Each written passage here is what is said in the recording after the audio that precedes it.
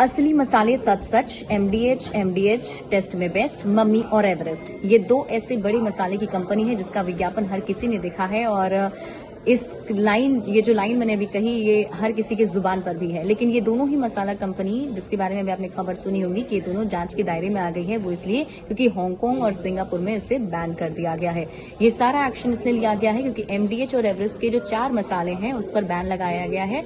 Hong Kong के अलावा Singapore ने भी एमडीएच के मसालों का ऑर्डर जो है रोक दिया है।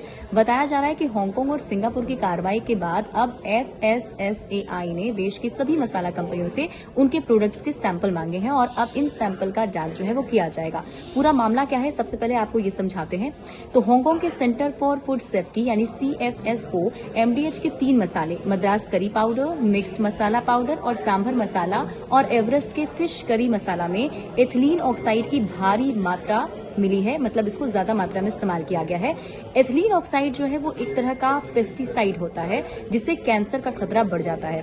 तो सीएफएस ने बताया है कि रूटीन चेकिंग के दौरान इन 4 मसालों के जब सैंपल लिए गए तो उसमें एथिलीन ऑक्साइड सबसे ज्यादा पाया गया। और ये ऐसा प्रोडक्ट है, एक ऐसा केमिकल है जो कि कैंसर को बढ़ावा देता है और इसी वजह से इस पर रोक लगा दी गई है। तो हांगकांग के बाद सिंगापुर ने भी इसे बैन किया है। तो हांगकांग की कार्रवाई के बाद सिंगापुर की जो फूड एजेंसी है एसएफए, उसने एवरेस्ट के फिश करी मसाला पर रोक लगा दी है। एजेंसी ने करी मसाला के ऑर्डर को रिटर्न कर दिया है और दावा किया गया है कि फिश करी मसाला में एथिलीन ऑक्साइड तय मात्रा से काफी ज्यादा है। और एजेंसी का कहना है कि एथिलीन ऑक्साइड की कम मात्रा से फिलहाल तो कोई खतरा नहीं है, लेकिन अगर इसे लंबे समय तक यूज किया जाता है, लंबे समय तक खाते हैं, इसका इस्तेमाल करते हैं, तो खतरा बढ़ जाता है। अब आप ये समझिए कि एथिलीन ऑक्साइड आखिर है क्या, जिस पर बवाल मचा हुआ है।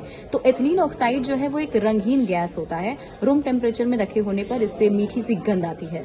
नेशनल कैंसर इंस्टीट्यूट एनसीआई के मुताबिक इस गैस का इस्तेमाल एथिलीन ग्लाइकोल एंटीफ्रिज जैसे केमिकल बनाने में किया जाता है। इसके अलावा इसका इस्तेमाल टेक्सटाइल में, डिटर्जेंट में, फोम बनाने में, दवाइयां बनाने में, एडहेसिव और सॉल्वेंट्स बनाने में भी किया जाता है। खाने के मसालों में भी इसका थोड़ा इस्तेमाल किया जाता है, इनकी मात्रा थोड़ी कम रखी जाती है ताकि इकोलाई और साल्मोनेला जैसे माइक्रोबॉयल कंटिमेशन को रोका जा सके। अब अस्पतालों में इसका इस्तेमाल सर्जिकल इक्विपमेंट को साफ करने में भी किया जाता है। ये कितना ज्यादा खतरनाक है, अब आप इसको समझिए। International agency for research on cancer IARC ने एथिलीन ऑक्साइड को ग्रुप 1 कार्सिनोजेन की कैटेगरी में रखा है। इसका मतलब हुआ कि इस बात के पर्याप्त सबूत हैं कि इंसानों में कैंसर का कारण बन सकता है। जो लोग लगातार इस केमिकल के संपर्क में रहते हैं या सेवन करते हैं, तो इससे आंखों, आपकी त्वचा हो गई, आपका नाक हो गया, गला हो गया, फेफड़ा हो गया, इसमें जलन हो सकती है। ये दिमाग और नर्वस सिस्टम को भी नुकसान पहुंचा सकता है। अमेरिका की एनवायरमेंटल प्रोटेक्शन एजेंसी ईपीए के मुताबिक एथिलीन ऑक्साइड के संपर्क में आने से महिलाओं में लिम्फोइड कैंसर और ब्रेस्ट कैंसर का खतरा कहीं ज्यादा बढ़ जाता है। हालांकि कभी कभार ये बहुत कम मात्रा में इसका सेवन खतरनाक नहीं माना जाता है, लेकिन मसालों में इसका इस्तेमाल किया जाता है। मसालों के अलावा और भी कई खाद्य पदार्थों में इसका इस्तेमाल होता है।